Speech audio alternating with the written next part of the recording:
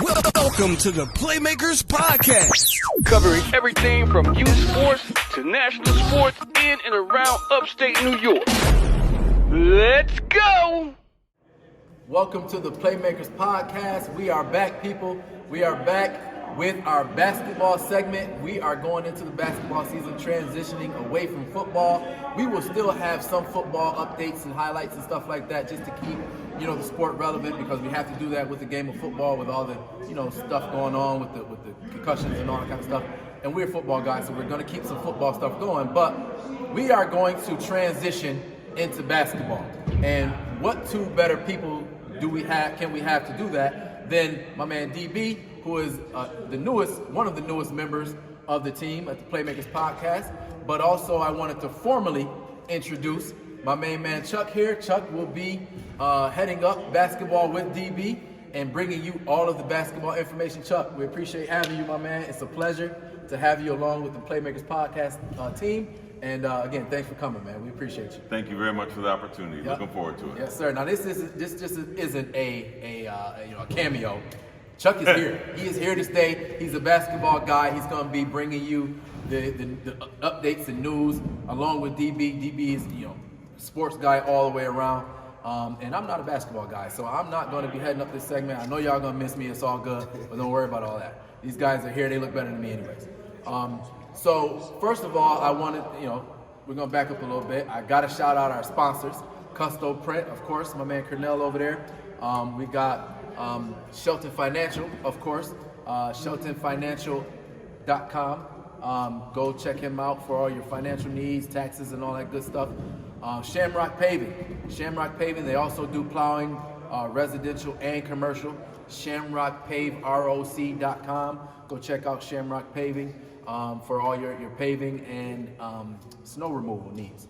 But getting back into it, we have a couple segments that we're going to have with basketball. We will have the highlight of the week.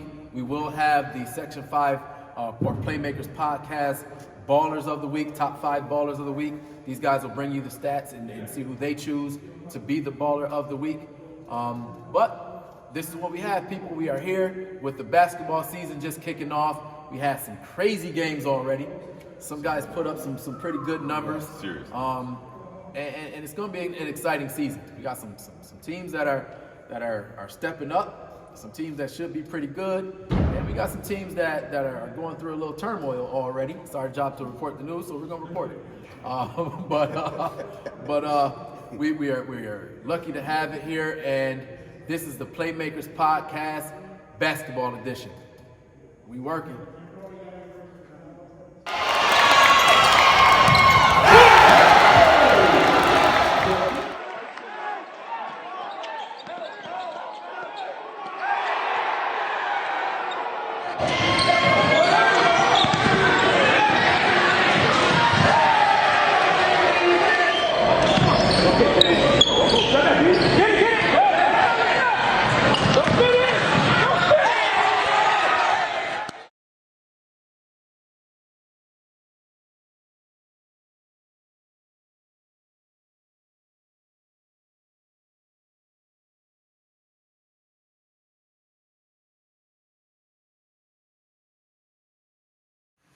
Welcome back to the show.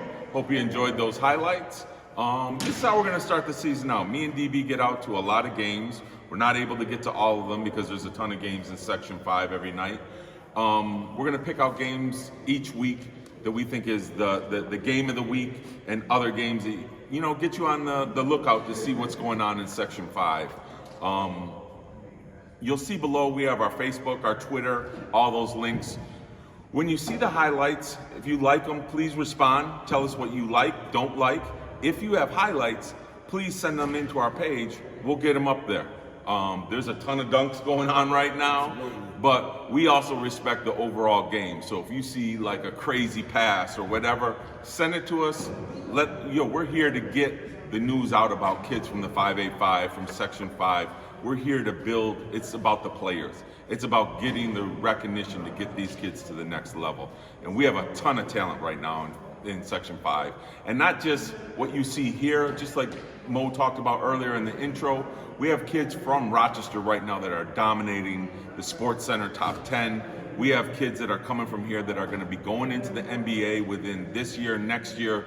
There is a lot of talent. So that's what we're here to talk about and promote. So, With that being said, Chuck, we have a lot of good teams. Many teams are undefeated or have a couple losses, but they're still in the fight. Still early within the season. But let's first start off with the coach of the week. Yeah. Which was Eastside Daryl Barley. Mr. Barley, shout out to Garson Avenue. We there for life. We see you. Coach Barley, man, he got them boys balling. Yes, he does. They undefeated. I believe they 4-0 right now. They are 5-0 right now.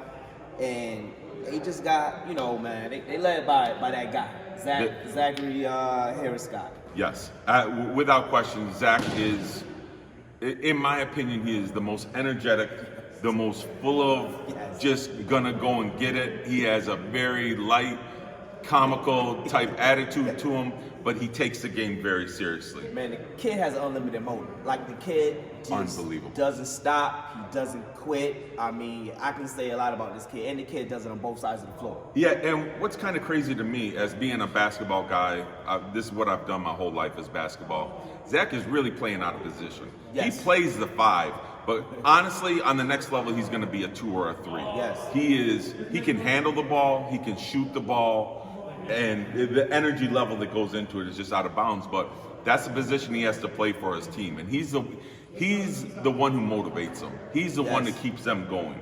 Because the thing about East is, to me, is they, in the first half, it always seems like it takes them a while to get it together. Yeah. But by the time the second half comes out, just like I said in a stat, I think earlier on Twitter, like, they're like the microwave. Like, they go from 0 to 1,000 in like that. It's unbelievable. Real quick. And now Zach has someone with him like Justice. Woo! I mean, both these guys, if you haven't seen them, let me know. But they both been, I believe, averaging a double-double. Oh, at least. And it's not even like, you're not getting no 12 and 10 guys. Like, this kid Zach is getting 25 and 22, like 20 and 21. I believe his lowest, which is past game, we had like 21 and 11. But like, he's getting legit double doubles, and the Justice is right behind him, man. When you got a 1-2 punch like that, it's just unbelievable. And then I think you have to talk about what these two are, the two Barley kids.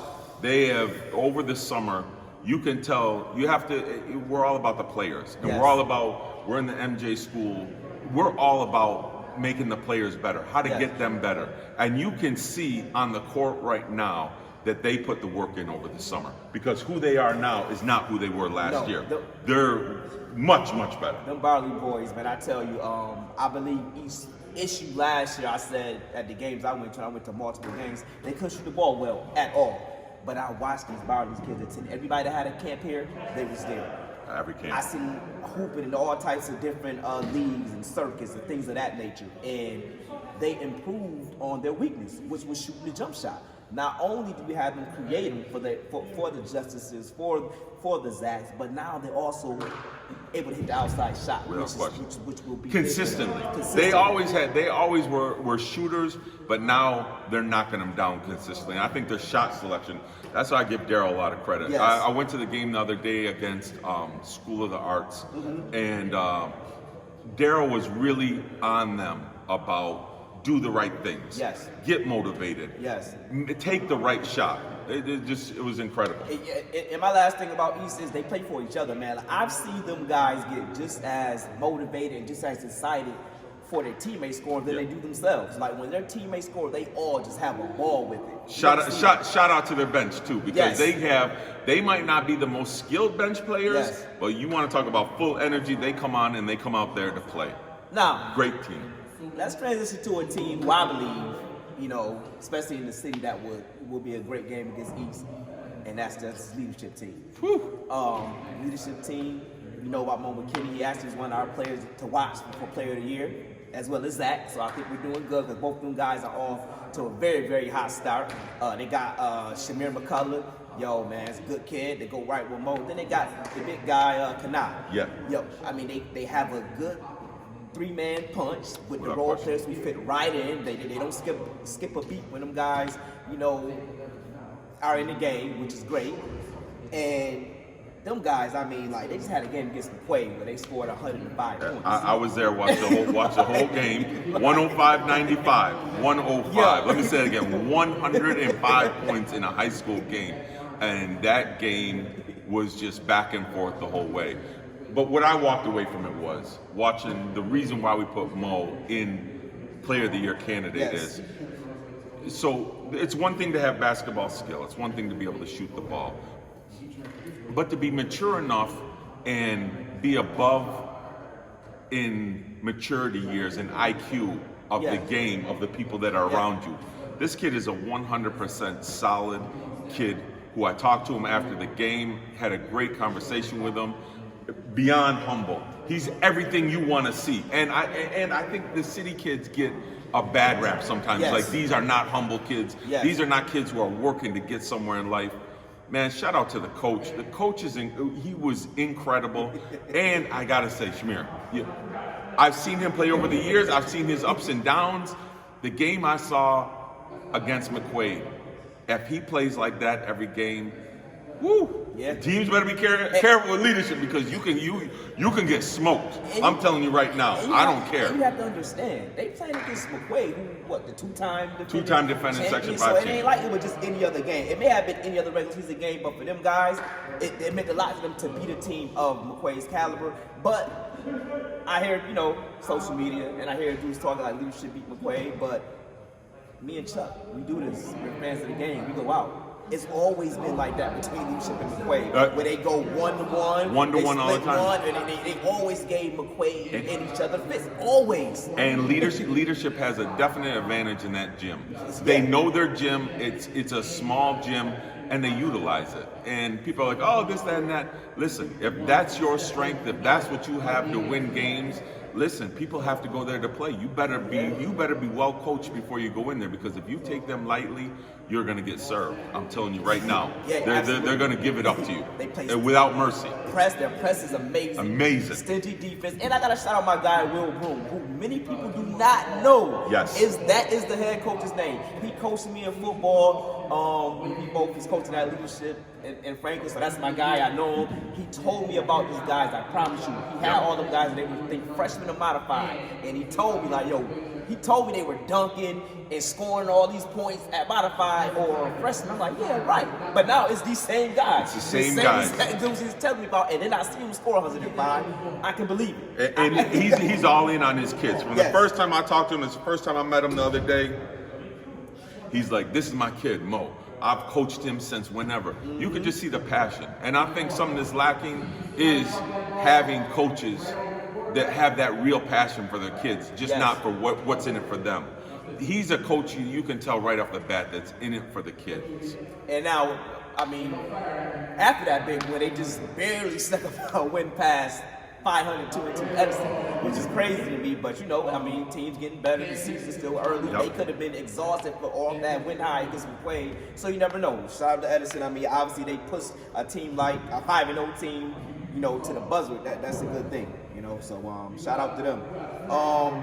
Next undefeated team who is now 3-0 is the Around the Corner Eagles. They have a 6'5", smooth power forward named Keenan Robinson. The kid's silky smooth. There's nothing he can't do. He hit a jump shot, very active. He can jump out the gym. He's also a great team player. They have another sharpshooter named Michael Leonardo. The kid doesn't miss, man. The kid shoots lights out. He getting it, is going in, quick release. And they have a crafty guy named Luke, who's also good. And they have a bunch of athletes. Yep. Like a bunch of guys that some of them play football, some of them are just athletes. They have like the leader scorer for JV that came up to help them. Got a few transfers in, one from East Ridge, a guy named Jason Jacobs, and another one, Maury from Burtis. And they're playing together. You got Chris Carter, one of the best coaches in Section 5. Without question. Come on, you got 3 chips, coach of the year. There's nothing. You give him a team like that, they should be undefeated. Bill. And they're very much in tune with what he's doing. One thing that I noticed that I never seen him go this deep in his bench. They're using all them guys to come out with W's. Like you said, great coach, great program, great kids. And early out, it's definitely, you have to put them on a to-watch list. You definitely want to see them. Oh, yeah. Another one, which is very unique to me, is Penfield. Penfield is 3-0. They got their guy back, the star of the team, Dylan Scott, who transferred from another previous undefeated team we talk about, East High School, who's came over there. He gave them guys some life, he gave them some new energy, and he's putting his team on his back with a bunch of role players, and them guys are looking real dynamic, looking real good. They are 3-0, and Dylan Scott is leading the bunch. I just like to say for Dylan's another kid that over this summer I saw him at a lot of camps. I've seen him putting in the work. He loves the game. He's taking it very serious. Oh, yeah, This kid is really serious about what he's doing. Absolutely. And then you have North Star. The team with Mike and Miles Deven, nobody know what to expect. And them guys right now undefeated. They got another team that got a lot of transfers in. Some guys from Gates who came in and stepped right in. They got Andrew Newcomb, their big guy who's doing it all for them. The kid is good. I've seen the kid play over the summer. Seen him at a few camps. I knew he was good, but he does it all. Unselfish big. He could easily give you 12, 8, and 12 easily. They got the Ryan Garwood, I believe, or Garwood. I think it's Garwood. He is the point guard. He is very good. Ryan Garwood is his name. Sharpshooter. Then they got Sean Smith. Shout out to Sean Smith. You checked us on getting his name wrong. It is Sean Smith. Yes. Sharpshooter. I want to apologize for that, my man. You definitely should know your name because you put in that work. And then they got another kid who is Turner Harris. He just had 30 points. Like, I've never seen, like, this team is really a team of everybody does something different. Yep. You got Turner Harris, who's athletic, runs the floor, he's a slasher. You got the kid Sean Smith, sharpshooter. You got the point guard Ryan, who does it all for others, and you got the big man who gives you a little bit of everything. Yep. Real good team, another undefeated team, as well as Victor. So we got some undefeated teams here, man, that are balling. The season is still early, the season's still young, but them guys right now are showing out. They definitely are. And shout out to the small schools like North Star. Yes. Finney with their freshman sensation. I think he had 2 50-point games. Marcus Robinson. We see you, kid. Keep We balling. see you. We're going to be out to see you. We're going to be one to interview you here real sir. soon. Yes, sir. Teams I'd like to touch on. People who know me personally know my son went to McQuaid. He played on the championship team with Anthony and those guys a couple of years ago. So I'm heavy with the McQuaid program. I know it pretty intimately. They're doing the typical McQuaid start of the season. They have a little back and forth trying to find each other, team chemistry. This is nothing new to the team. This is pretty much what they do every year. And there's a lot to be said about teams who have won 2 championships in a row and are vying for a 3rd sectional title, which hasn't been seen at the AA, at that level in a while. Like, to have that type of dominance. They're doing a good job. For right now in this era, they have, shout out to Jermaine Tager, JT, I see you. You got your 1,000th point. Just a little over 2 years. Congratulations to you. Kobe, who got his 1,000th last year. These 2 guys are special. And they end up figuring out a way. It's hard when you have 2 scorers on the same team to try and figure out how you're going to get enough shots up. Like, they don't have enough minutes to get all the shots they want to get up. Absolutely. But Jack Leisure, shout out to Jack. He does an unbelievable coaching job. He's got a great staff with Marty and Ryan. They do a good job. The kid, everyone knows Kobe and JT. You already know who they are. The kid to watch, though, is Keith Warren. Love him. I'm telling you, this kid is special. Absolutely. And you're going to see him develop over the year. He is special. He is going to be a really good player for McQuaid. Shout out to Ruben. Ruben, I seen you with like 5 dunks in one game. I'm like, you and Zach might be and BJ from Wilson might be the 3 like bungees. I mean, everyone knows Mel Consul. We'll talk about him in a little while, but these guys have unbelievable energy, and you're going to see a lot of dunks coming from those guys. Absolutely. I think McQuaid, shout out to Embiid Park. On Friday, I'm pretty sure Park was the #1 school in the state. They had some kids who came over, I think, from Niagara Falls. I mean, this is a special team. Definitely. And they fought a hard battle into overtime and got the win. Huge numbers by JT, clutch free throws by Kobe going into the end of regular and into overtime. Unbelievable. I've seen how many free throws JT had. It was just real tough game. Shout out to you.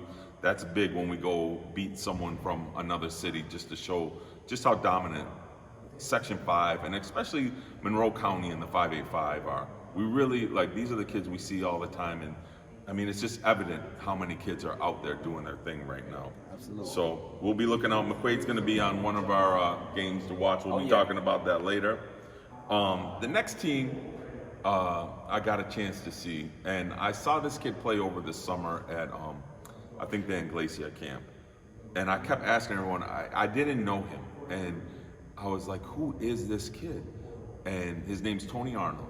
Young Westbrook. When I tell you, when they were like, "Yeah," it's hard to say whether he's a better football player or a basketball player, but he is one of those guys we talked about who is just an unbelievable, complete athlete who just wants to win. You can just tell from the time he steps on the court, there is no plays off, there is no putting your head down, he just goes, and he has talent. He has a lot of talent, Chuck. One thing I know is about the kid, I seen him against Western Thomas, where it wasn't their best performance, but like you said, he never quit. And one thing I know is about watching Tony Arnold over the past 2 years, he gets to the line at will. Nobody can stop him from going to the rack.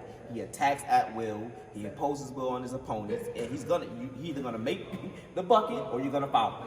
So he's religious with going to the rack. I mean, what you need, especially when it gets deeper and late down into the year. That team has a lot of athletes, a lot of guys that play dual sports who's working well for him. I think that'd be a good team to watch. Absolutely. He's a kid too where you can see young kids out there who get to watch the podcast. We try and give information for how you can get better. You can see he's a kid who puts that work in the weight room. And right now, if you're playing, like it used to be like taboo, you didn't think basketball players needed to be in the weight room like that. If you're not putting that in the weight room in conditioning, you're going to get lost. You're not going to be able to keep up. You're not. There's just, skill's only going to take you so far. You got to be the complete package. Next team, Webster Thomas. Andrew Mason. Another 1,000-point kid got it this year. Congratulations to you, Mr. Mason.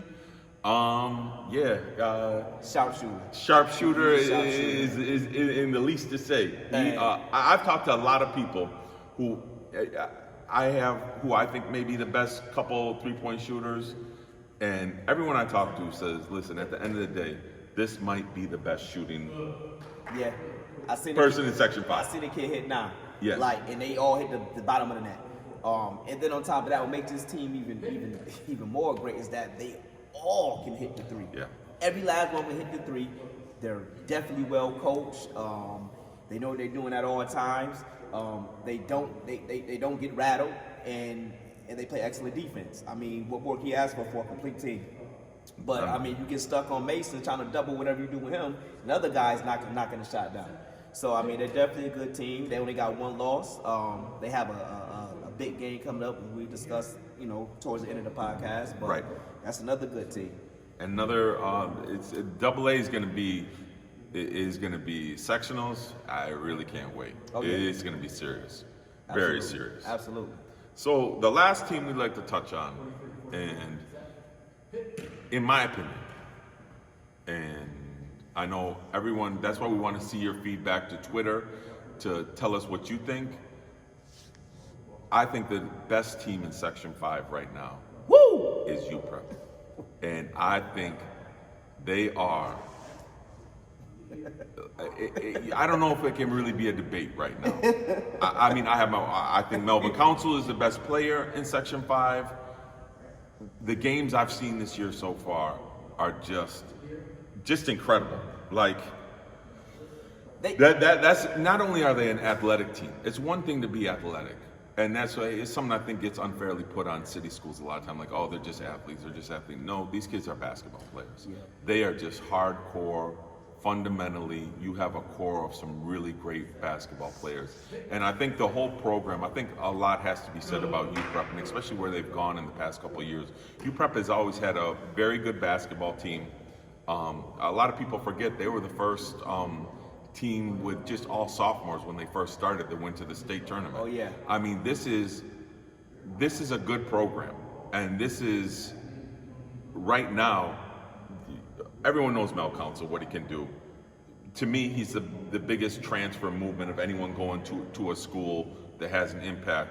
I think he instantly makes them a contender not only for a sectional title, but a contender on the state level where they could win a state championship. I think they can match up. They have the size, they have the shooting. Everything's a work in progress. It's really going to come down to being on them. But they have some people too. Yeah. They have some players. Yeah, they got Isaiah Foles. Yeah. I'm telling you right now, when we talked about Tony Arnold being an athlete, he's another kid who's an athlete with an exceptional basketball game, an exceptional basketball IQ, and the other kid, Ross, is lights out.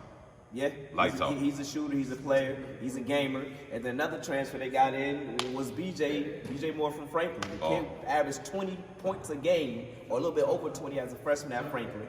And he's doing his thing so far. He is doing his thing. Not so much with the scoring, but I still think the whole team has to find themselves. I agree. And once they find themselves and realize they roll, I mean, the upside is crazy because they will make an impact, because it's going to come to a point where teams are going to double down on Melvin, not realize all these other guys can beat you as well. So when they all start getting going, BJ find his niche, which he is playing great basketball. To me, out of all them guys transferring in, him and Melvin, the hardest thing about transferring in is everybody got to take kind of a back seat. You got Melvin, who was the leading guy on his Athena team. Yep. Then you got BJ, who was the leading guy on his Franklin team. Then you got Ross and folks who's already there. This is, right, for them to even accept them, that's big. But then also, when you're transferring in and everybody is the man, everybody got to take the back seat. And I think they all are doing well at that, especially BJ. You don't see it with the scoring, but the kid, he's very, very unselfish. Very unselfish. So, I think they're an unselfish team right now. Absolutely. The only thing I think UPrep is going forward is going to have to really work on is they have to find some sort of inside game. Yeah. I don't think you can just win. I don't think you can completely win championships on just total perimeter team. I think everyone feels they're Steph Curry. That's not the case at the high school level. You have to have an inside game, without question. So I think that's our team wrap up. We're going to be putting out a lot of information on other players. Look out for a lot of interviews. Yes. When you see me and BB at the game, say something. Say something. Come holler at us. Tell us your opinions. Tell us if we got something wrong on the podcast. Parents, if you don't like something we said, keep that to yourself. We don't want to hear it. Like, don't. We're just speaking the truth. It's just our truth. Everyone's truth is different. But these are the people that we really want to get these kids promoted out there. We're going to drop some jewels along the year. Oh, yeah. About other things too. What players need to look out for. This is also the time that kids, our juniors and seniors, need to be looking for what they're going to do going forward to college. Yes. And what you need to do to get into the portal, to get yourself out there. One more thing, though. I do want to discuss a team who's been down, last couple of years. Me and Chuck went to a Aquinas game. They have a really good kid named Wesley Henderson that transferred in. I believe they say from Rochester Prep. Kid is a baller. Had 29 on the night that me and Chuck seen him. They are now, they're 1-1, which is good for them. And he actually got injured. He didn't get a chance to play. They had kids like Justin Johnson who stepped up that had a 20-point game. Jack Blair had like 12 points. That's going to be a very, very scary team when they get him, when they get Wesley back and Steve with the rest of them guys. I think 3 of the kids are sophomores too, right? And so, you're looking at... What I know about this team that I didn't see out of Aquinas in a very long time is that they're tough. They got some tough guys who's willing to go to war and fight for their guys. And they're actually in a couple of games to watch, so I guess we should just throw them out there. Woo! What's the first one is on Wednesday. That's you got Penfield and Webster. Yep. It should be definitely a great game because you got, of course, that Webster team we just talked about who only lost one game. Then you got the undefeated Dylan Penfield. Scott left Penfield. Yeah. We got UPrep at Aquinas should be a good one. I wish Wesley and Steve was there so we can see them at their full potential. Yeah. But I still think that'd be a great game. Might be a preview for a sectional matchup coming up. And then you got Minden and East Ridge. Should be a good one. Another East Ridge with one loss. Minden, who's undefeated, who's also the defending champions. Who had this kid Shatters, who's unbelievable. And then that's actually all on the same day. That's all on Wednesday. So you got games to pick from. I don't know how we're gonna do that, but we'll figure it out. We'll figure it out. And then Friday you got the rivalry. Yeah. Yeah. Aquinas versus McQuaid. It was good all football season. I hope it be just as good all basketball season. The school on Dewey versus McQuaid. Yes, we're looking forward to it. It's at Aquinas. Yes.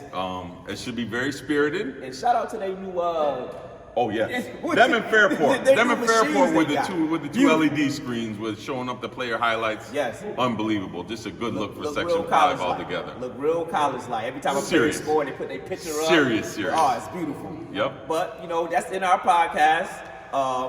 Make sure you guys follow us. Twitter, Facebook, all social media outlets. Thank you for listening to the Playmakers Podcast, and stay on the lookout for future episodes. And be sure to like and follow the Playmakers Podcast on Facebook.